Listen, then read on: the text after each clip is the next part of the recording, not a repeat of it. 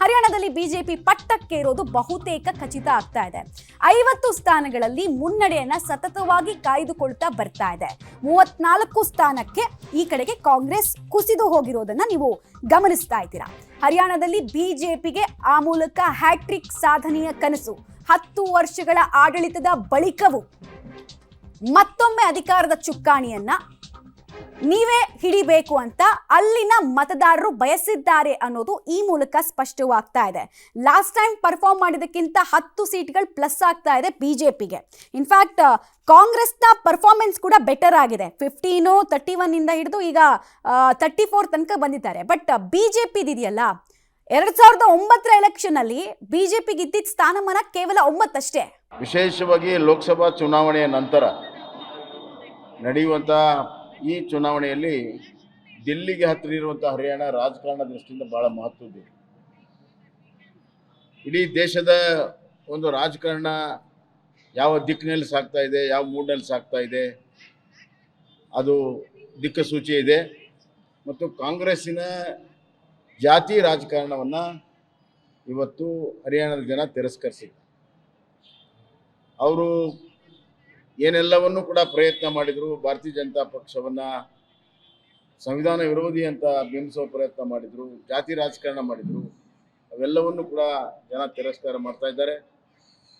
ಹೀಗಾಗಿ ಮತ್ತೊಮ್ಮೆ ಸಬ್ಕೆ ಸಾಥ್ ಸಬ್ಕೆ ವಿಕಾಸ್ ಮತ್ತು ಶ್ರೇಷ್ಠ ಭಾರತ್, ಅಮೃತಕಾಲ್ ಈ ವಿಚಾರಕ್ಕೆ ಜನ ಬೆಂಬಲ ಕೊಟ್ಟಿದ್ದಾರೆ. ನರೇಂದ್ರ ಮೋದಿ ನಾಯಕತ್ವಕ್ಕೆ ಬೆಂಬಲ ಕೊಟ್ಟಿದ್ದಾರೆ. ಮಹಾರಾಷ್ಟ್ರದಲ್ಲೂ ಕೂಡ ಇದೇ ಥರದ ಫಲಿತಾಂಶ ಬರುವಂಥ ವಿಶ್ವಾಸ ನನಗೆ. ಜಮ್ಮು ಕಾಶ್ಮೀರನಲ್ಲಿ ಒಂದು ರೀತಿಯಲ್ಲಿ ಅದು ಸ್ವಲ್ಪ ಸಾಮಾಜಿಕವಾಗಿ ಭಾಳ ಸೆನ್ಸಿಟಿವ್ ಇರುವಂಥ ಒಂದು ಜಿಲ್ಲೆ, ರಾಜ್ಯ.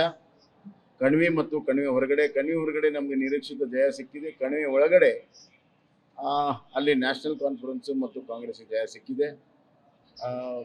ಬಟ್ ಇದು ಅಂತಿಮವಲ್ಲ. ಜಮ್ಮು ಕಾಶ್ಮೀರನಲ್ಲಿ ಇನ್ನೂ ರಾಜಕಾರಣ ಇದೆ. ಬರುವಂಥ ದಿನಗಳಲ್ಲಿ ಅದು ಸ್ಪಷ್ಟ ಚಿತ್ರ ಬರ್ತದೆ.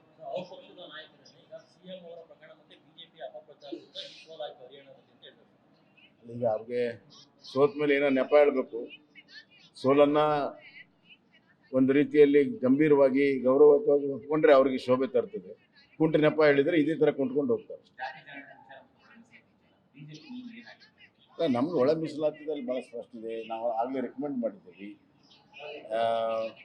ಯಾವುದೇ ಸಮುದಾಯಕ್ಕೆ ಅನ್ಯಾಯ ಆಗದಂತೆ ಮಾಡೋದಕ್ಕೆ ನಾವು ಈಗಾಗಲೇ ರೆಕಮೆಂಡ್ ಮಾಡಿದ್ದೀವಿ.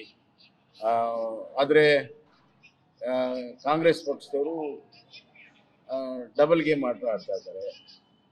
ಒಳ ಮೀಸಲಾತಿಯಲ್ಲಿ ಸಂವಿಧಾನ ತಿದ್ದುಪಡಿ ಅವಶ್ಯಕತೆ ಇಲ್ಲ ಅಂತ ಗೊತ್ತಿದ್ರು ಸಂವಿಧಾನ ತಿದ್ದುಪಡಿ ಮಾಡುವಂಥ ಕಣ್ಣು ಒರೆಸೋ ತಂತ್ರವನ್ನು ಮಾಡಿದರು. ಈಗ ಸುಪ್ರೀಂ ಕೋರ್ಟ್ ಆದೇಶ ಬಂದ ಮೇಲೆ ನಾವು ಚರ್ಚೆ ಮಾಡ್ತೀವಿ, ಅದು ಮಾಡ್ತೀವಿ ಅಂತ ಕುಂಟು ನೆಪಗಳನ್ನು ಹೇಳ್ತಾ ಇದ್ದಾರೆ. ಅವ್ರಿಗೆ ದಲಿತರಾಗಲಿ ಹಿಂದುಳಿದ ವರ್ಗದವರಾಗಲಿ ಬಗ್ಗೆ ಆಗಲಿ ಯಾವುದೇ ರೀತಿಯ ಪ್ರಾಮಾಣಿಕವಾದಂಥ ಕಳಕಳಿ ಕಾಣ್ತಾ ಇಲ್ಲ. ಜಾತಿ ಗಣತಿಯಲ್ಲೂ ಅಷ್ಟೇ. ಕಾಂತರಾಜ್ ಸಮಿತಿಯನ್ನು ಅವ್ರ ಕಾಲದಲ್ಲೇ, ಇವತ್ತು ಮುಖ್ಯಮಂತ್ರಿ ಸ್ಟೇಟ್ಮೆಂಟ್ ನೋಡಿದೆ, ಯಡಿಯೂರಪ್ಪ ಬೊಮ್ಮಾಯಿ ಒಪ್ಕೊಳ್ಳಿಲ್ಲ. ಕಾಂತರಾಜ್ ಕಮಿಟಿ ಅವರಿದ್ದಾಗಲೇ ಕೊಟ್ಟಿರುವಂಥದ್ದು 2017ರಲ್ಲಿ ಹಿಂದುಳಿದ ವರ್ಗದ ಚಾಂಪಿಯನ್ ಅಂತ ಕರೆಸ್ಕೊಳ್ಳೋವರು ಅವತ್ತು ಯಾಕೆ ಒಪ್ಕೊಳ್ಳಿಲ್ಲ? ಅದನ್ನು ಯಾಕೆ ಒಪ್ಕೊಳ್ಳಿಲ್ಲ? ಈಗ ಜಯಪ್ರಕಾಶ್ ನಾರಾಯಣ್ ಅವರು ಯಾವುದೇ ಅಧ್ಯಯನವನ್ನು ಮಾಡದೆ, ಅಧ್ಯಯನ ಮಾಡಿದವರು ಕಾಂತರಾಜ್ ಅವರು, ಅದನ್ನು ಕೂಡ ಒಪ್ಕೊಳ್ಳದೆ ಜಯಪ್ರಕಾಶ್ ನಾರಾಯಣ್ ಅವರು ಅವರ ಅಧ್ಯಯನದ ಫಿಗರ್ಸನ್ನು ತಗೊಂಡು, ಜಯಪ್ರಕಾಶ್ ಹೆಗಡೆ ಅವರು ಮಾಡಿದ ಅಧ್ಯಯನವನ್ನು ತಗೊಂಡಿದ್ದಾರಿಲ್ಲೋ ಗೊತ್ತಿಲ್ಲ, DC ಗಳಿಂದ ಸ್ಟ್ಯಾಟಿಸ್ಟಿಕ್ಸ್ ತರಿಸ್ತೀವಿ ಅಂತ ಒಂದು ಮಾತು ಹೇಳ್ತಾರೆ. ಆಮೇಲೆ ತಮ್ಮ ರೆಕಮೆಂಡೇಶನ್ ಹೇಳ್ತಾರಂತೆ. ಕೂತಲ್ಲೇ ರೆಕಮೆಂಡೇಶನ್ ಮಾಡೋದು ಎಷ್ಟರ ಮಟ್ಟಿಗೆ ಹಿಂದುಳಿದ ವರ್ಗದವ್ರು ನ್ಯಾಯ ಸಿಗ್ತದೆ? ನಮ್ಮ ನಿಲುವು ಭಾಳ ಸ್ಪಷ್ಟ. ಹಿಂದುಳಿದ ವರ್ಗಕ್ಕೆ ನ್ಯಾಯ ಸಿಗಬೇಕು, ಹಿಂದುಳಿದ ವರ್ಗಕ್ಕೆ ಅಭಿವೃದ್ಧಿ ಆಗಬೇಕು. ಅದಕ್ಕೆ ಸೋಷಿಯೋ ಎಕನಾಮಿಕ್ ಸರ್ವೆ ಏನಾಗಿದೆ ಅದು ಬಹಿರಂಗ ಆಗಬೇಕು, ಅದು ಎರಡೇ ಮಾತಿಲ್ಲ. ಆದರೆ ಅದು ವೈಜ್ಞಾನಿಕವಾಗಿ ಆಗಿರಬೇಕು, ಸರಿಯಾಗಿ ಆಗಿರಬೇಕು, ಗೊಂದಲದ ಗೂಡಾಗಬಾರ್ದು. ನಾಳೆ ಸಮಾಜದಲ್ಲಿ ಗೊಂದಲ ಉಂಟು ಮಾಡಬಾರ್ದು. ಇವರು ತಮ್ಮ ಮೇಲಿನ ಹಗರಣವನ್ನು ಡೈವರ್ಟ್ ಮಾಡೋ ಸಲುವಾಗಿ ಈ ಥರ ಉಪಯೋಗ ಮಾಡಿಕೊಳ್ಳುವಂಥದ್ದು ಎಷ್ಟರ ಮಟ್ಟಿಗೆ ಸರಿ ಅನ್ನುವಂಥದ್ದು ಇವರು ಜನ ಪ್ರಶ್ನೆ ಮಾಡ್ತಾರೆ.